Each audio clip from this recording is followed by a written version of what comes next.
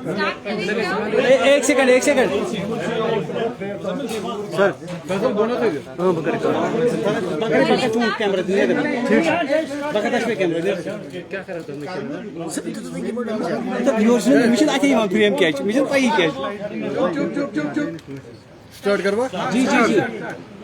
अस्सलाम वालेकुम, thank you for coming here on such a short notice. जैसा कि आप जानते हैं, आज ECI ने डिक्लेयर किया कि कश्मीर में अब 3 फेजेस में इलेक्शन होंगे starting from the 18th of September. PDP welcomes this move, लेकिन हमारे कुछ सवाल हैं।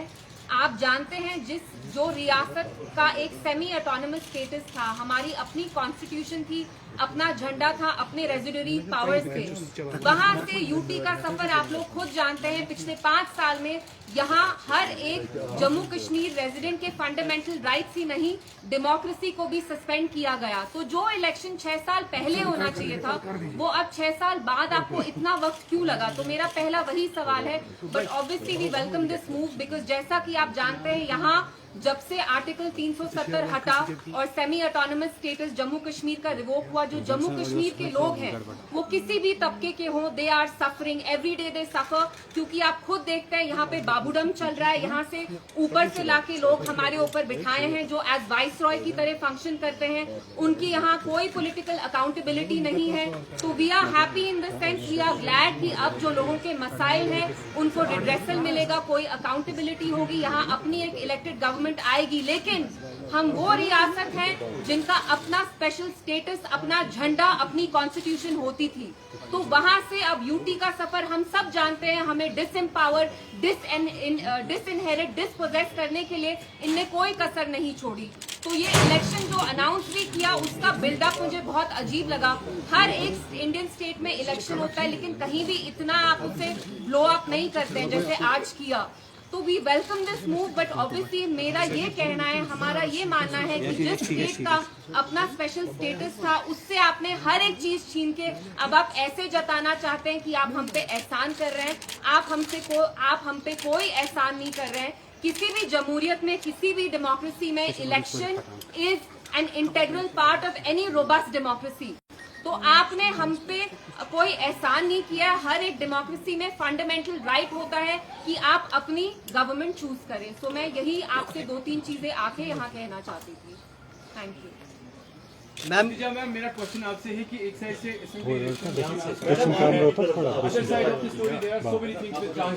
आपने देखा होगा, इस चीज को आप किस नजर से देखते हैं? देखिए, मैं और एक चीज कहना चाहती हूँ, the PDP is very concern. हमारे आपने से किसी का फोन बज रहा है मैडम, आप बीच में बता दीजिए। And specially please quote DGP also, क्योंकि उनका भी जी, आप चाहते हैं मैं उनको कोट करूँ? आप मेरे मुंह में बात डाल रहे हैं। एनीवेज, हमारा ये कंसर्न है कि ये election free and fair and transparent तरीके से होना चाहिए। जैसा कि आपने खुद कहा, इलेक्शन डिक्लेयर होने के 12 घंटे पहले लगभग 150-200 ट्रांसफर्स अब्रप्टली, आर्बिटरली LG गवर्नमेंट ने किए, LG एडमिनिस्ट्रेशन ने किए। और हम जानते हैं what ever said and done, LG administration का यहाँ जो बिहेवियर है, it's full of prejudice, it's full of बायस। आप जानते हैं कि वो BJP को फेवर करते हैं और करते आए हैं, और जो यहाँ की बाकी पार्टीज हैं उनके साथ वो कितना हॉस्टाइल रहे हैं। और जैसे आपने आउटगोइंग DG के बारे में बात की, आप खुद जानते हैं कि वो कैसे पॉलिटिकल स्टेटमेंट इश्यू कर रहे थे, although that is not his jurisdiction. His jurisdiction, his purview lies in maintaining law and order. So of course we also have an apprehension that this election should be free and fair. It should not favor any one political party and BJP in this.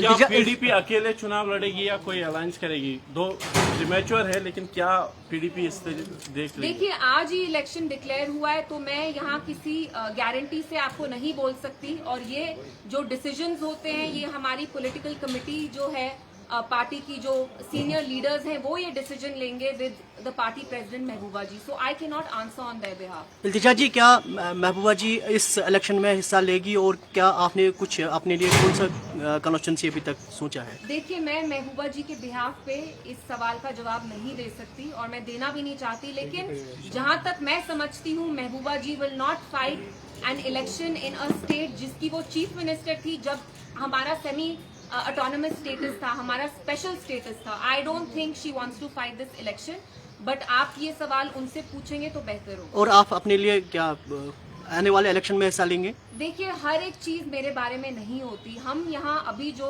Jammu Kashmir की आवाम है वो बहुत problem से जूझ रहे हैं। पिछले 5 साल में आप खुद देखिए हमें कितना डिसएम्पावर, डिसपोजेस कर रहे हैं, हमें अपनी जमीनों से खदेड़ा जा रहा है। यहाँ पे अनएम्प्लॉयमेंट, ड्रग क्राइसिस है, आपको पता है यहाँ पे कितनी प्रॉब्लम्स हैं। So I hope that this election in some way इनकी जो मसाइल हैं उनको रिड्रेस करे। कुछ पार्टीज ने मैनिफेस्टो तैयार किया है, क्या पीडीपी का कोई मैनिफेस्टो इसमें अलग हटके आ जाए? देखिए, हमने भी तैयारी स्टार्ट कर ली है एंड इंशाल्लाह within a week to 10 days we will be releasing our manifesto as well. Ma'am, आने वाले इलेक्शन में आप अपनी पार्टी को कहां देखती हैं, क्या एक्सपेक्टेशंस हैं? देखिए, मैं कहना चाहती हूँ कि मरकजी सरकार left no stone unturned to break PDP. आप खुद जानते हैं कि कांच की जैसे टुकड़े टुकड़े होते हैं वैसे ही इनकी कोशिश रही, क्योंकि महबूबा जी एक बुलंद आवाज रही हैं और वो बोलती आएंगी।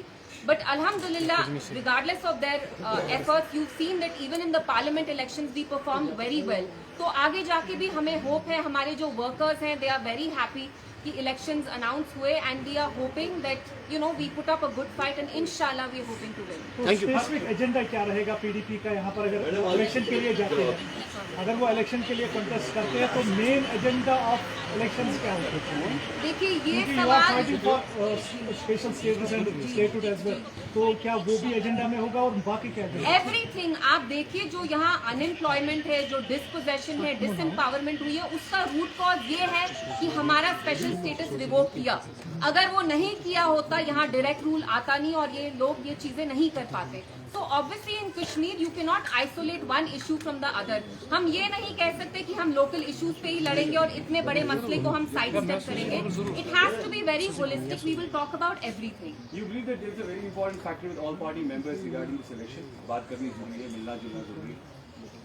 In what sense? In elections, like very important to discuss this with our party members. I feel like Jammu Kashmir में जो मरहम लगेगा वो तभी लगेगा जो यहाँ पे सियासी सारी पार्टीज हैं वो अपने डिफरेंसेस असाइड करके एक साथ आएंगे। लेकिन आपको पता है पॉलिटिक्स में you don't always mix. It's a lot of times it's like तेल एंड पानी, oil and water. आप मिक्स नहीं कर पाते हैं। But ideally, yes, all political parties here should come together and fight for what was taken from the people. Thank you.